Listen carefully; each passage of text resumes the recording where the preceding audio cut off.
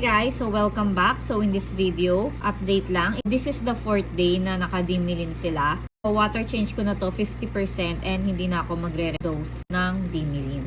And same with this tank, hindi na rin ako magre-redose dito ng Dimilin. Iwa-water change ko na lang din to 50%. Lahat sila nakakain na kanina. Dito ako mag-i-start.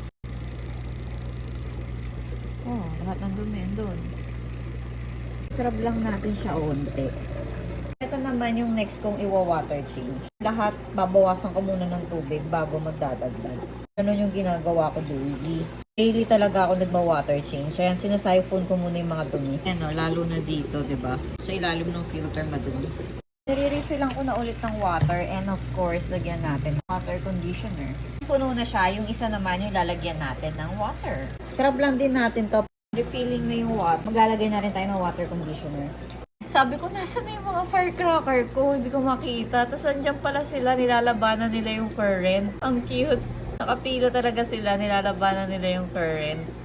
Na guys, tapos ko na i-water change. Nakakatuwa tong mga balon platiko na firecracker. Nilalabanan nila yung current. Nakalinya sila dyan. Ang cute nila. Cute talaga nila, oh. Nakapila talaga sila dyan sa current. Nakakaaliw. Thank you for watching this video. Bye!